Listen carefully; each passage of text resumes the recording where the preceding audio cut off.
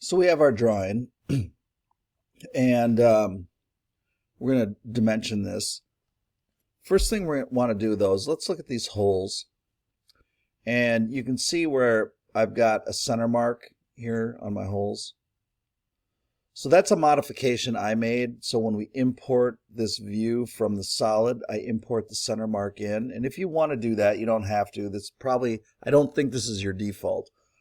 I think your default is the hole without that mark. But if you want to make that active, you can go to Tools, Options, Display, Document Properties, and then under, I think it's Detailing. Yeah. Over here, Auto Insert on View Creation, and you could do, so this is the one that I have, Center Marks Holes part. And what that will do is it'll create that when we create the drawing from the part. You don't necessarily have to do that. You might not want that on every part. And there's another way we can do that as well. I can also right click out here in the drawing area, and I can come down here to Annotations and come up here and click Center Mark. And over here on our menu,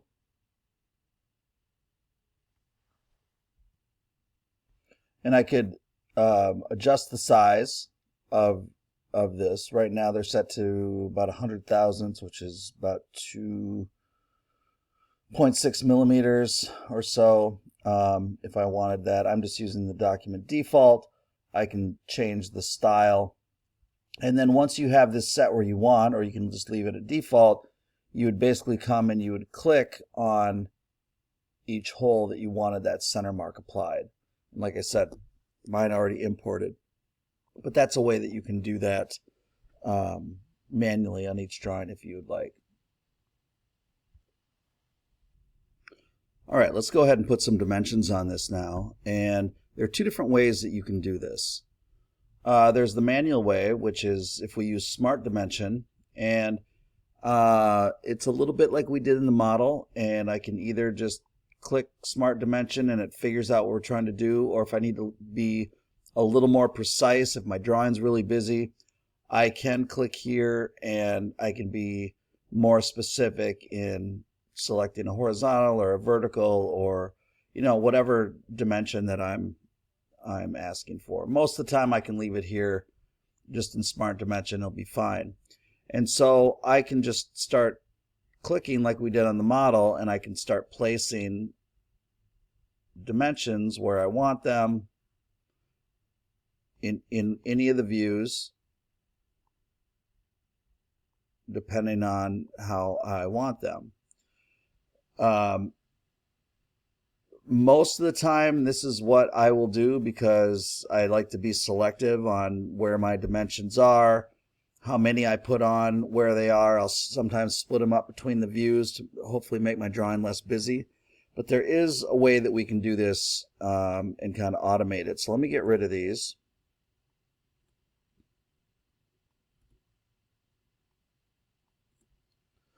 And if instead of Smart Dimension, if I turn this off and go to Model Items, and now my source can either be from a selected feature, or in this case we want to do the entire model.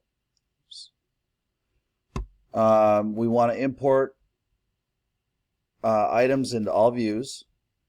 The dimensions we want, you want to make sure that you have highlighted this first one, Mark for Drawing. We want hole locations, and we want a hole call out. The other thing we want to do is eliminate duplicates. So what that means is I don't need to end up with a radius dimension or radius call out on all four corners. Everything else we can leave standard for this, and then we're going to click OK.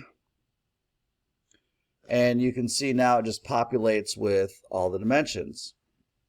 Now this can get a little messy, but what we can now do is I can go in and I can drag these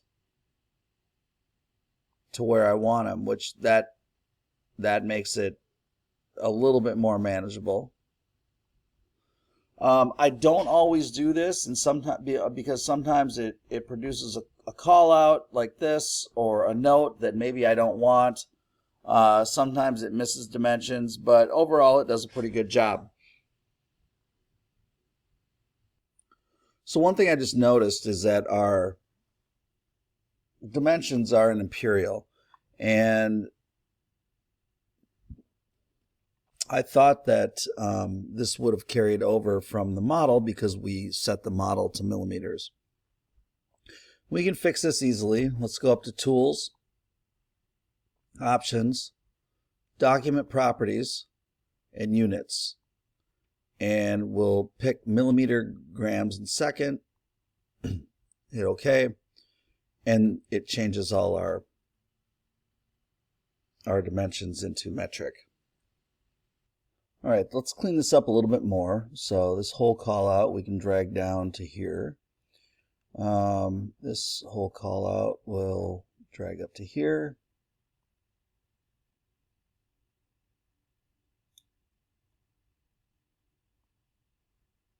And actually, we should have probably made that precision to 2 decimal places. This gets a little busy with 3.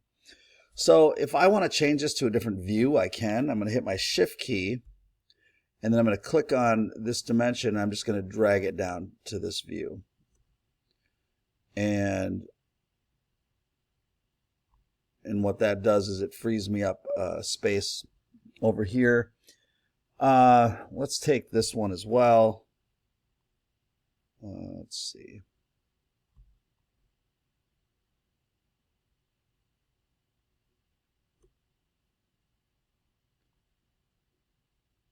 And that did not work out how I wanted it. Let's see if I can move this.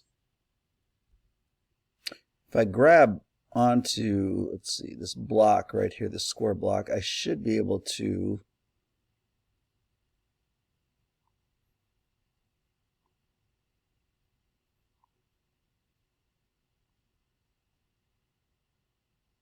drag this to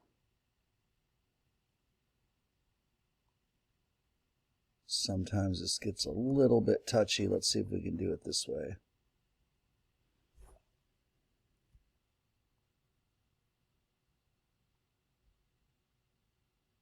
There we go. I mean, that 3 millimeter radius goes all the way around, but it's probably a little bit better to have there, just a little bit more clear. Let's bring, I'm mixed about this one. We'll bring this one down to here as well.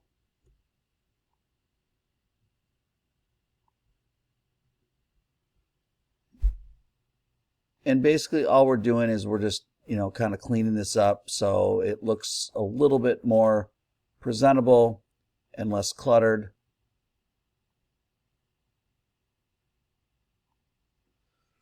If we can help it, we don't want dimension lines to cross. I think we're actually not too bad with the way we're at right now. And so that looks good. I can change the properties of a dimension. I can either use our I can either use this over here if I want to change. So I've selected this radius. If I want to change the precision, I can change it to 1 decimal place.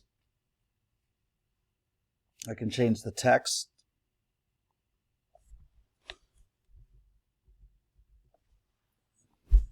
Radius instead of just R.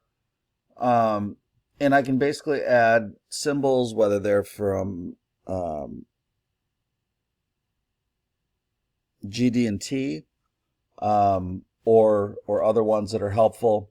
So there's a lot of ways that you can manipulate this. I can either do the value, I can change the leaders, which are the arrows, or other. So there's a lot of ways that you can customize this drawing to make it look like you want to. I can either use this area over here like I just said, or if I click on here, I can change the placement of the leaders or where the dimension itself shows. Or if I click this last little symbol, I kind of get a quick menu of what's over on the left. And so I can change my tolerancing, I can change my styles, and I can change, some of the other formatting issues down here. So just another way that you can format the drawing and the dimensions to get it to look like you want it to look like. So I'm going to show you this feature that they show in the book. It's called Auto Arrange Dimensions. I've never gotten this thing to work better than I can place the dimensions myself, but I'll just show you the way it works, and you're welcome to try it. And so if you hit your control key, we can select multiple dimensions. And if you go to the top view here, if I just select all these, and you can just watch, you don't have to do this.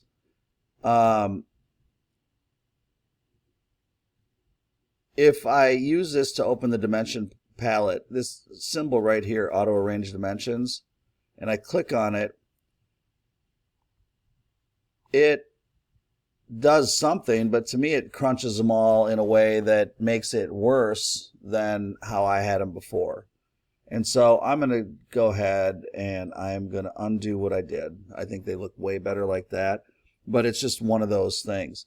And so one of the dimensions that we're missing here is the dimension, the height of that vertical boss. And so if I go into Smart Dimension and I click on the top of that boss and I click on the bottom plate, I come up with a dimension here of 55 millimeters. Now our now our part is completely dimensioned. We're going to show one more thing here, and then we're going to be done with this lesson. All right, so the cool thing about SolidWorks, as I've kind of mentioned, is what we call the associativity of the relationship between the solid model and the drawing that we do. Meaning if we change the model, it's going to change the drawing.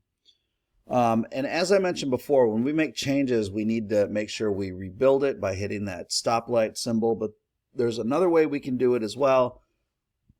And so we can either hit this, we can also go into Edit and hit Rebuild, which is the same key here, or the same symbol there. You can also go to the keyboard and hit Control B. And last, every time you save the drawing, it is automatically rebuilt.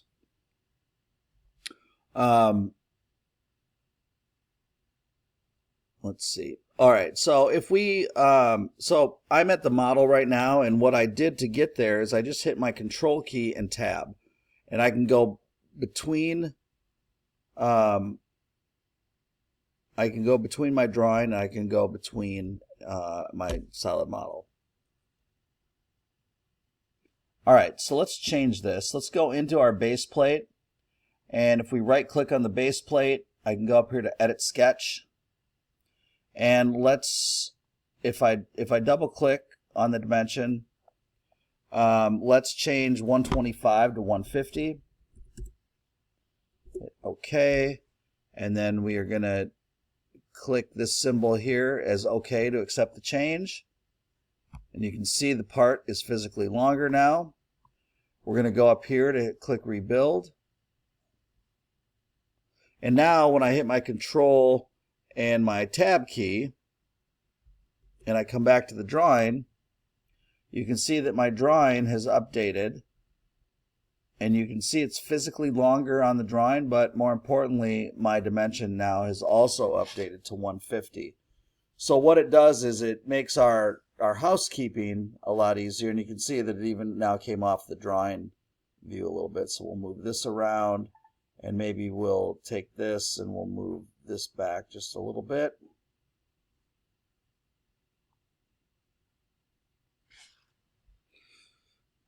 And separate those again. And now that looks pretty good. So we've created our first solid model. We've effectively a little bit more complex solid model. And we've created a drawing for it now in this series of videos. Go ahead and save this. This is what you are going to hand in. I want to see a drawing file, and I want to see the solid model. They're going to be two separate files, with the model being a dot, I believe it's SLD PRT, and the drawing file will be an SLD-DRW, I believe. So when you save all, it should save both of these files into your location. So just make sure you save both the part and the drawing, and then those are what you're going to be handing in, and then you can go ahead and you can start the other exercises, starting with exercise 7.